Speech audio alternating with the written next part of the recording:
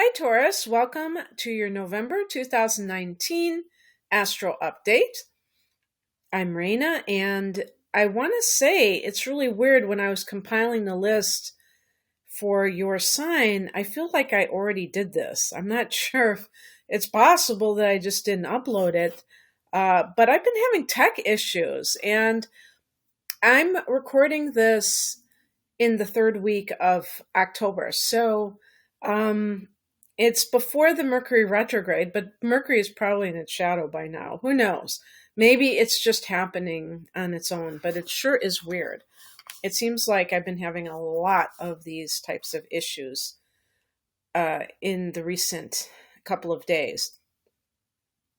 So I hope it won't be garbled or anything like that.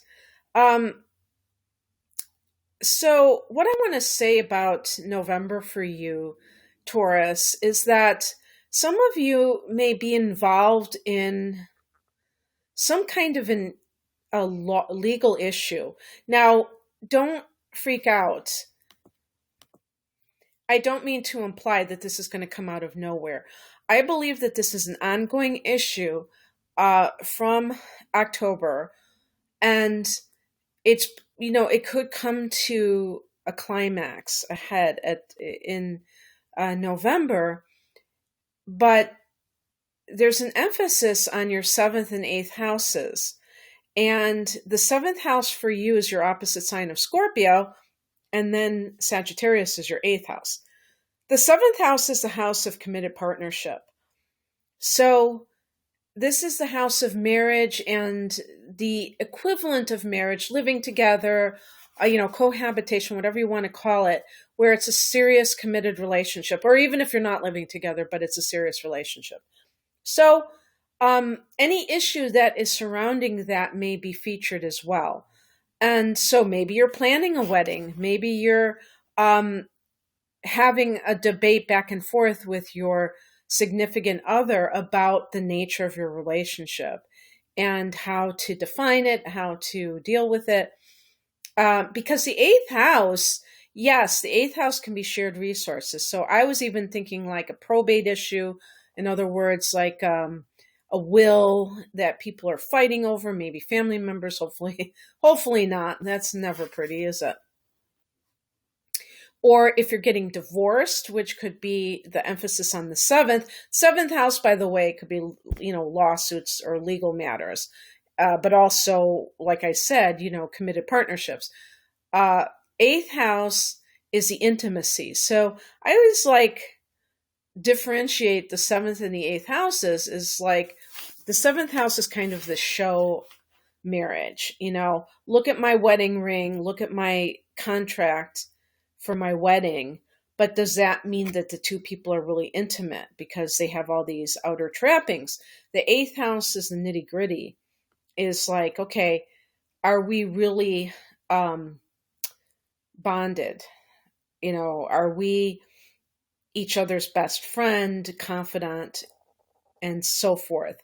Or are we kind of like keeping stuff from each other, and our marriage or our committed partnership is a semi-sham because of it? So some of those issues can be swirling around as well. I just wanted to get that straight before I dive into this because, there's a lot of emphasis in these two areas. So the month begins with your ruler, Venus, going into Sagittarius, that eighth house. Venus can be like cha-ching, money coming in for something that's connected to eighth house matters, inheritance or shared resources. If you're married or committed, not that kind of committed, but you know what I mean. You could be, your partner could be receiving like a raise or something. And so you benefit in an indirect way. If there's something going on with an inheritance, maybe you do receive the money, either like actually literally getting the money or it's on its way. And one thing to note too is that there's a new moon in Scorpio on October 27th. As I record this, it's ahead of, it's in the future. So that could be also what is going on for you, that you are dealing with some kind of a new beginning that connects with a legal case. So Venus in the eighth house can also be great for relationships, diving deeper in relationships, and kind of feeling that sense of like connection with another person. Mercury retrograde is ongoing as the month begins as well. Mercury goes retrograde on Halloween in a late degree of Scorpio, and it stays in Scorpio during the whole time. So that seventh house, this could be like a some kind of snafu that is connected to a document, a legal document, a legal case, maybe like a contradiction, something that means that there has to be a do-over of some sort. Also, this could be like a falling out with your partner, like a miscommunication. It can also relate to any clients that you have. If you're somebody who deals with people one-on-one for your career, you could also have something lost in translation. But remember that even if that's the case, it's just temporary. The sun is in the seventh house until the 22nd of November. So this is good for romantic endeavors. I could even see somebody who is getting divorced and getting remarried like pretty, quickly, that kind of thing. On the 12th, there's a full moon at 19 degrees of Taurus. So there you go, Taurus. This is a full moon in your sign.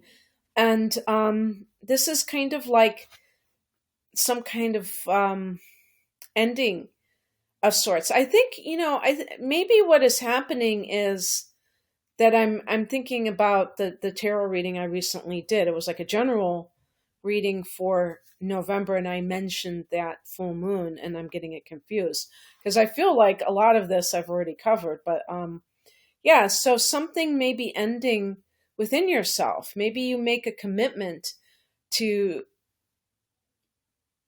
let go of certain behaviors or patterns that you don't feel are really serving you anymore. And so this can be very transformative. Now, at the time of a full moon, the sun is in the same degree in the opposite sign, opposite house. So the sun is at 19 degrees of Scorpio at this time. Looking at the degree 19 reduces to a 1. And when you look at the number 19, there's a 1 and there's a 9. So it's like endings, beginnings and endings all condensed into that one number, but it reduces to a 1. And so to me, the theme is about the self. And definitely when you have a full moon in your first house, in your sign, it's about looking at how you may give up certain things within yourself that you shouldn't give up in order to be a partner with somebody. And maybe this full moon is bringing to light how you need to kind of maintain your individuality. Maybe you lose yourself too much in relationships. I could certainly see that with some Taurians, okay? Just because, you're ruled by Venus and there's that tendency to just want that kind of partner in your life. The two signs that are ruled by Venus are Taurus and Libra rules that seventh house. So it's a Venus-ruled house. And I just felt compelled to tell you that I believe I might have read this somewhere that Taurians get involved with people early on. Like they may be the person who marries young, moves in with their significant other young, um, maybe has their first relationship before other people their age, like in high school or even in grammar school, and they're the ones that always want to be in relationships. And I have Taurus rising, and I can vouch for that, of really just wanting that kind of thing and still being independent, maybe because my son is in Sagittarius. So I should have said that this reading is also for rising signs, because I think sometimes people think it's just for sun signs, and actually the rising sign um, is very important for timing issues. Although this type of reading is more general, you have to have an individualized reading because of the degrees, and that makes it more with the house placements. But why did I get caught up in this? Anyway, you're having a full moon in your sign. Okay. On the 19th, Mars goes into that seventh house. Oof. No, it doesn't have to be bad, but Mars is the god of war, and does war work very well with marriage? There's that saying, all's fair in love and war, right? And this doesn't necessarily have to be about a significant other. This could be about a lawsuit. So you may be like lawyering up and taking the fight to the nth degree because you feel cheated about something. It's funny because I could see, Taurians are pretty like mellow, but I think you're the bull, and the one like red cape issue that somebody could wave in front of you to get you fighting mad would probably be, besides jealousy with a partner, would be a money issue, because you're just somebody who really you rule the second house of earned income. So there's that connection with finances and Taurus, and you don't like the idea of somebody trying to take advantage of you. I could see you fighting for it, even if it's family. It's like it's on, game on.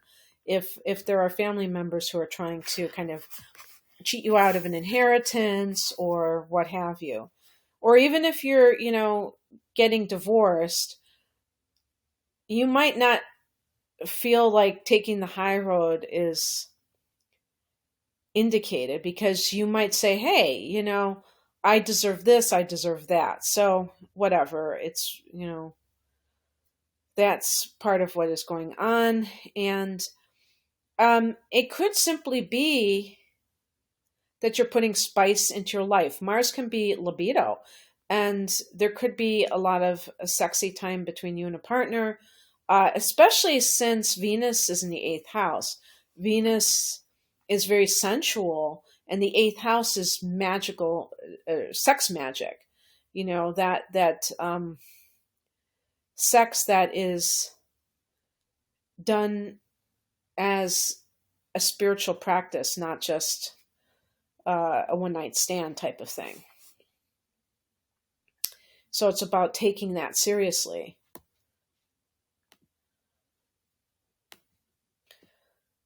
The next day on the 20th, Mercury goes direct in that seventh house, and that could be like resolution of something. So it's really weird. It's almost like, Mars goes in the day before, and maybe somebody caves. Maybe the other lawyer caves like right away, and it's like all over but the shouting. You can resolve things now that are connected to contracts and your relationship with your one-on-one relationships. On the 22nd, the sun goes into that eighth house, and you may be looking at life from a more um, metaphysical point of view. You may be like really enjoying. It's funny, I was going to say really enjoying the scorpionic energy, but actually, at the time that this is happening, the sun is going into Sagittarius. So Sag rules the ninth house. But, it's interesting. The eighth and ninth houses both have a spiritual feel to them. So you may just be getting into that. Now, that's kind of funny, Taurus, because you may have been fighting about money and then you get spiritual, for some reason.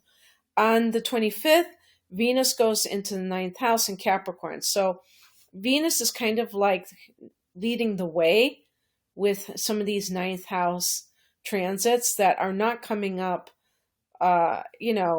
for another month in some cases. But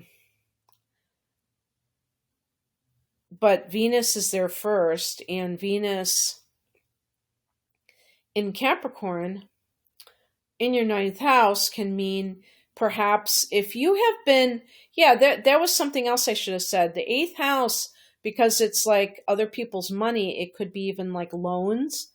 And so this could be like student loans. Maybe you're fighting for a student loan that you feel you deserve. And maybe there was some kind of contract that was awry that had to be resolved. And now you're able to receive money, because Venus can be money, from ninth house matters. Ninth house can be higher education. So perhaps you're going to go enter college in the next semester, probably starting in January. Venus in the ninth house can mean that if you have been traveling abroad, that you might find love in a foreign country, or even in this country, whatever this means, in the country that you live in now, if it's your own country, with somebody from a different ethnicity, nationality, or race. On the 26th, we have a new moon at 4 degrees of Sag in your eighth house. This can be a rebirth for you. So I do think November for Taurus is rebirth time, because here you have an ending of, with the full moon in your first house. And by the way, the first house is also the body. So it could be like ending something physical that you've been doing. Maybe it's a pattern, and here you have this rebirth. So it could be like, living in a different way that is very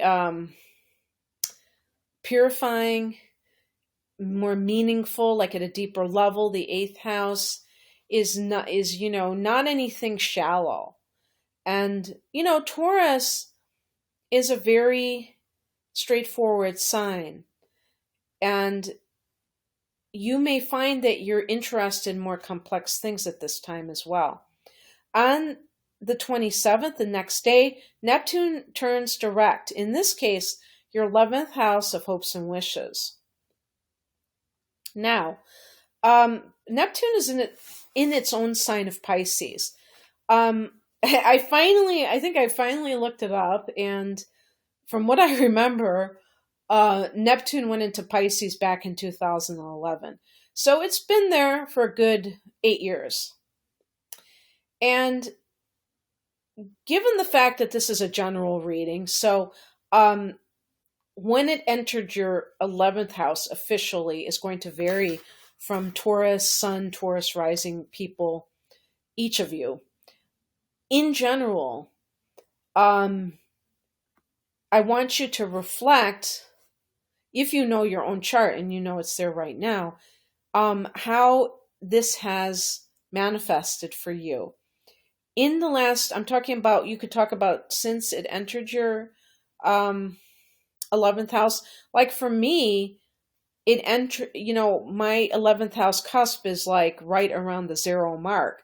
So right in 2011 is when it started to go in there. And I would have to really sit and think about this sense of idealism, because when you're talking about Neptune in the 11th, you're really talking about this increase in idealism when it comes to your long range goals. And there may even be like a spiritual connection to this in terms of like, I'll give you an example, because the 11th house is ruled by Uranus and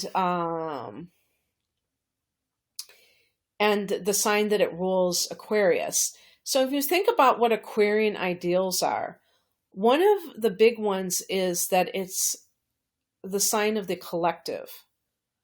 Okay, so you look at the opposite house, the fifth house, which is ruled by Leo and the sun is the individual. It's like how we shine in the world through our creative gifts, creative self-expression, which can run the gamut, and the 11th house, and it's also like, your love for a specific person, right? When you fall in love. But the 11th house is about, what I would call like agape love, the love for humanity, the love that isn't individualistic, isn't preferential, but just kind of like the brotherhood of man type of thing. And so with Neptune in this house transiting for years now, this, and also your the dreams that you hold, not really, I would separate it from career simply because it's its own house. Let the 10th house take care of those issues. Let's talk about the other dreams that you have, which could include where you want to live, what you want to be doing, maybe in your spare time besides your career, or your career, if your career is something that you're not necessarily keen on at the moment, the one that you have right now, what your dream career looks like. Or even if you'd call it a career, maybe it's just like your life purpose, but you're also able to support yourself with it. The 11th house is the house of technology, so the internet is connected to this house. And so for some people, the idea of maybe being able to sustain themselves through electronic means, through, not having to work in an office, working, a digital nomad, if you will, and all those things. Well, in the last several months, since Neptune has been retrograde in this house, some Taurians may have felt disillusioned by these issues. Maybe you've come across some difficult times of one sort, variety of the other, and you have felt a sense of, hey, maybe I can't do this, or it's not as easy as I thought.